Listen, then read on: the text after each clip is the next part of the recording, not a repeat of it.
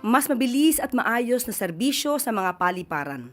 Alin ni Pangulong Marcos Jr. sa sambayanan. Bilang bahagi ng ongoing optimization and rehabilitation efforts sa NAIA, formal nang binuksan ngayong araw ang mga bagong e-gates na naglalayong gawing mas mabilis at maginhawa ang immigration process sa NAIA Terminal 3.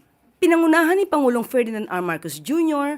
kaninang umaga ang pagbubukas ng 12 makabagong e-gates na kayang pabilisin ang immigration sa nasabing paliparan gamit ang automated border control and biometrics features. Kung noon ay aabutin ng ilang minuto ang immigration na pinagsisimula ng mahabang pila, ngayon ay maaaring 20 seconds na lang ang kakailanganin para matapos ito.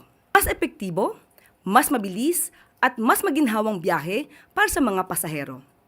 Kabilang dito sa mga improvements ang NAIA Terminal 3 ang All-Filipino Food Hall na may 15 homegrown brands at mezzanine food hall na may 17 stand-alone restaurants and cafes. Layunin ng mga bagong bukas na bahagi ng terminal na maghatid ng serbisyo na may tatak Pilipino.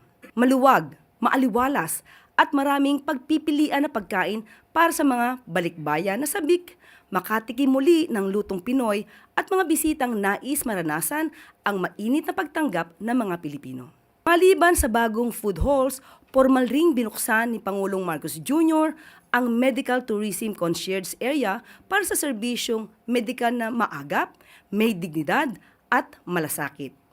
Mabilis na serbisyo ang maaasahan ng mga pasaherong may karamdaman, patungkol man ito sa pangangalaga sa kanilang kalusugan hanggang sa fast-track immigration, security processing at luggage handling.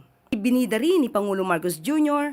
ang bagong bukas na Dignitaries Lounge na siyang magpapamalas ng Filipino welcome sa mga bisita mula sa ibang bansa. Para naman ibahagi ang kultura, diwa at pusong Pilipino, magkakaroon ng transit tour para sa mga pasaherong may mahabang layover. Sa ilalim ng bagong programa, mas madali nang makakabisita ang mga international travelers sa mga lugar gaya ng National Museum Complex, Intramuros at mga entertainment locations na direct bus service at guided tours. Hindi na kailangan pang lumagi lang sa airport habang naghihintay sa biyahe kung pwede namang masulyapan ang handog na ganda ng Pilipinas. Ang lahat ng ito ay alay ng Pangulo sa mga pasahero, Pilipino man o banyaga, dahil buo ang kanyang paniniwala na dapat ipagmalaki ang ating bansa.